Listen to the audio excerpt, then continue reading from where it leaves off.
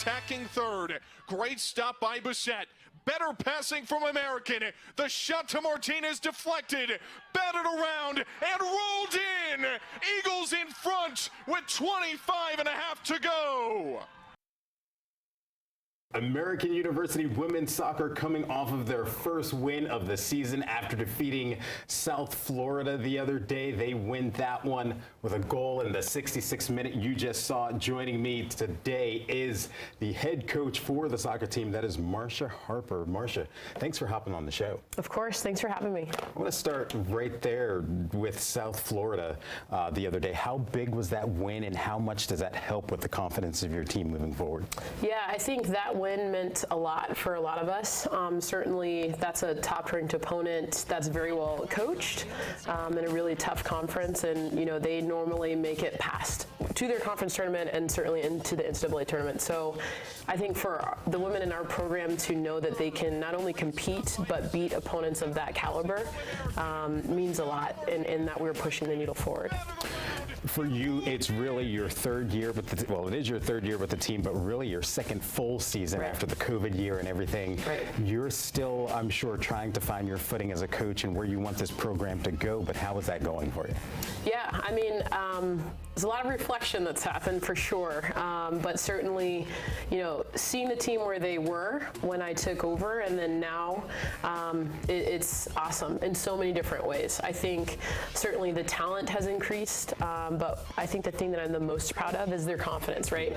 And also kind of the expectation that they now have for themselves, and now just teaching them how to consistently obtain that level. I hear you're a very energetic coach, and I can see that just with this interview, but you also have a very energetic team. Yes. How does those two personalities with your team and yourself gel? Yeah, I think that's another thing that I realized on the interview with them, right? I always joke that I am a all the time person. A lot of people say that they're, a morning person or a night owl or whatever it is, but I really try and bring my best foot forward, and I feel like one of the biggest things that I can contribute is my energy.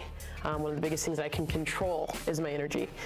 Now, our players are also very similar to me in that way, but they're also in college, right? So they have school, classes, all these relationships that they're trying to balance and kind of navigate themselves, and it's really fun to watch them figure out, okay, I am maybe a little bit lower on this spectrum, but now I also have a collection, majority of my teammates that are like me, that are pulling me up with energy. And then you add on top of that our coaching staff.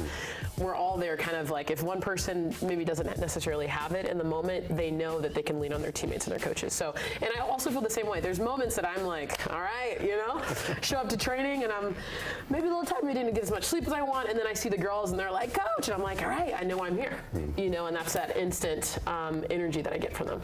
Awesome, awesome. Well, tomorrow you have a big game, first home game of the year. You take on George Washington. You guys played last year. You won 2-0, but there's more than just the game going on. I hear you guys have some things that you're giving out to the students. How big is this game? But in terms of it being your first game, how much are you trying to sell it to the fan base as well?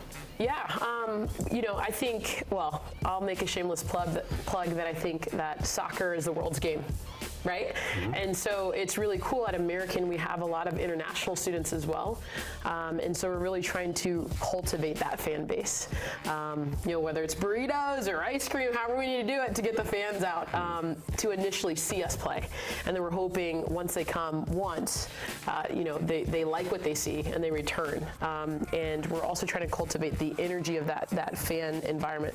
If you watch a lot of professional games, they've got scarves and noisemakers. I don't know if necessarily the noisemakers are allowed at our games, but we want that same type of energy with the fans, and it's our job to put on a good show for them. And yeah, this is going to be a really tough game. It is a kind of area rival, if you will, and I think GW has something to play for, and certainly we have something to play for, and I think it's going to be a really good matchup. Awesome, Coach, but you're not done. Not done yet. So don't go away. Coming up on the show, we are going to be doing something I like to call Gaming with Derek. So it's going to be trivia. Okay. I'm going to test you on your players, so good luck with that. Yeah, thank you. That's coming up next on Game Night.